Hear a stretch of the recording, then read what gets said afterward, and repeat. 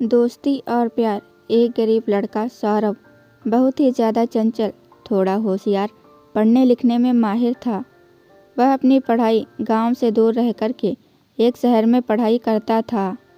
सौरभ के कॉलेज में गर्मियों की छुट्टी तथा होली के त्यौहार के कारण उसके कॉलेज में छुट्टी होने वाली थी और कोलकाता शहर से अपने घर झारखंड के ही रांची ज़िले में आने वाला था।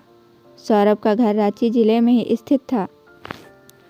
कॉलेज में छुट्टी होते ही सभी लड़के अपने अपने घर की तरफ ट्रेन पकड़कर निकल पड़ चले थे। फिर उन्हीं में से सौरभ भी अपने घर की तरफ जाने के लिए टिकट काउंटर पर अपना टिकट कटाने के लिए गया था। जैसे ही टिकट काउंटर पर गया, वहाँ बहुत ही ज़्यादा भीड़ लगी हुई थी, लेकिन दूसरी तरफ टिकट काउंटर के दूसरी लाइन में लेडीज़ मतलब कि महिला लोगों की लाइन लगी हुई थी। ट्रेन बहुत जल्दी ही आने वाली थी, जिसकी वजह से सौरभ को भी जल्दी में टिकट कटाने की ज़रूरत थी। वह जब टिकट काउंटर पर गया तो देखा कि बहुत ज़्यादा भीड़ होने के कारण वो बहुत पीछे लाइन में लग गया। सौरभ को लग रहा था कि अब टिकट मिलना मुश्किल ही नहीं, नामुमकिन है, क्योंकि ट्रेन आने में मात्र 10 मिनट ही बाकी थे और करीब 100 लोगों की लंबी लाइन लगी हुई थी टिकट काउंटर पर। वह जल्दबाजी में टिकट काटने के लिए कोई तरकीब सोच ही रहा था कि उसको एक लड़की दिखाई देती है। वह लड़की भी टिकट लेने के लिए महिला वाली टिकट काउंटर वाली लाइन में लगी हुई थी।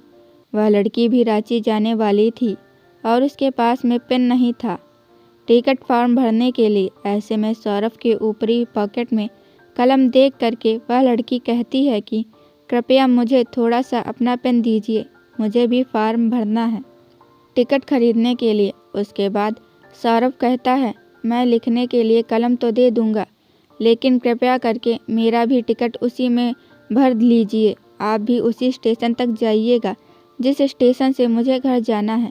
तभी वह लड़की पूछती है कि आपको कौन सा स्टेशन पर जाना है। उसके बाद में सौरभ कहता है कि मुझे झारखंड के रांची स्टेशन तक जाना है। फिर उससे वह लड़की भी कहती है, मुझे भी झारखंड के रांची डिस्ट्रिक्ट तक ही जाना है। फिर उसके बाद सौरभ कहता है कि एक ही टिकट में मेरा भी नाम भरवा लीजिएगा, मुझे भी टिकट मिलने में आसानी हो जाएगी और फिर हम लोग उसी टिकट से अपना सफ़र तय कर लेंगे।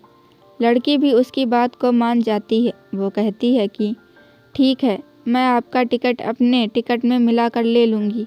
फिर सौरभ अपने पॉकेट से पैसे निकालता है, उस लड़की को देता है, क्योंकि वह टिकट उसके लिए भी कटाती है। हम दोनों आदमी टिकट लेकर दौड़े दौड़े ट्रेन के पास आते हैं। जैसे ही ट्रेन में दोनों आदमी चलते हैं, ट्रेन भी 1 मिनट में अपना इंजन चालू करके चल पड़ती है। अब सौरभ और वह लड़की दोनों चैन की सांस लेते हैं और दोनों आमने सामने वाली सीट में बैठ करके बातें करने लगते हैं। हावड़ा स्टेशन से रांची स्टेशन तक जाने के लिए करीब करीब 8 से 9 घंटे लगते हैं और यह सफ़र भी रात का सफ़र होता है। वहाँ से ट्रेन रात में ही चलती है। ऐसे में दोनों को बातचीत करने के लिए मौका मिल जाता है।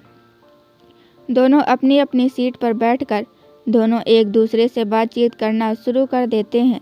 गाड़ी चलते ही थोड़ी देर के बाद वह लड़की कहती है कि मुझे खाना खाना है, मुझे भूख लगी है। तभी सौरभ कहता है कि जी ठीक है, आप खा लीजिए, मैं बाद में खा लूँगा, मुझे अभी भूख नहीं लगी है। इतना सुनते ही वह लड़की भी कहती है, जब आप खाइएगा तब ही मैं खाऊंगी। तभी सौरभ पूछता है, ऐसी क्या बात है कि जब मैं खा लूँगा तो ही तुम खाओगी। तभी वह लड़की कहती है कि हम दोनों साथ में जा रहे हैं, मैं अकेले खाऊंगी, मुझे अच्छा नहीं लगेगा, इस कारण से जब आप नहीं खाइएगा तो मैं भी नहीं खाऊंगी। दोनों में बातचीत शुरू हो जाती है। वो उस लड़की का नाम पूछता है। वह लड़की अपना नाम शोभा बताती है। तभी वह लड़की कहती है कि मुझे तो आपका नाम पहले से ही पता है। उसके बाद में सौरभ कहता है कि आपको मेरा नाम कैसे पता चला है।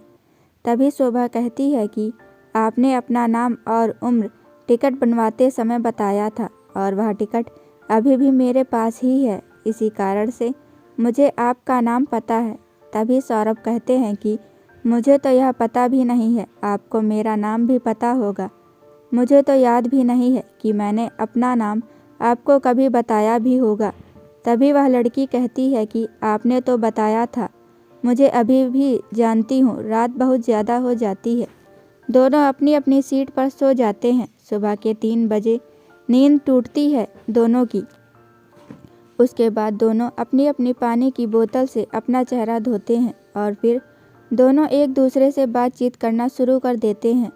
ऐसे ही बात करते करते ही सुबह के 6 बज जाते हैं। दोनों की ट्रेन अपने गंतव्य स्टेशन पर पहुंचने वाली होती है।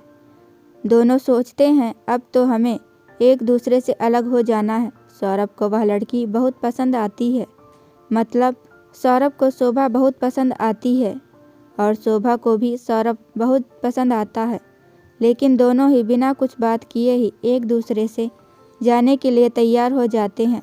जैसे ही ट्रेन रुकने वाली होती है वैसे ही लड़की मतलब कि शोभा और सौरभ दोनों ही अपना अपना सामान उठाते हैं, अपने घर की तरफ चल देते हैं। जैसे ही सौरभ और शोभा दोनों ही अपने अपने घर पहुंचते हैं, उसके कुछ देर बाद में सौरभ के मोबाइल पर एक कॉल आता है। सौरभ अपना मोबाइल से कॉल रिसीव करता है और कहता है कि आप कौन बोल रहे हैं।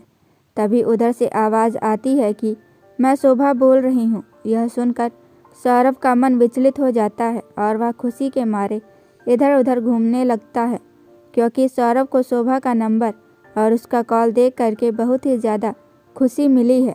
तभी शोभा मोबाइल पर कहती है कि आप अपने घर पहुँच गए हैं। तभी सौरभ कहता है कि हाँ, मैं 1 घंटा पहले ही अपने घर पहुँच गया हूँ।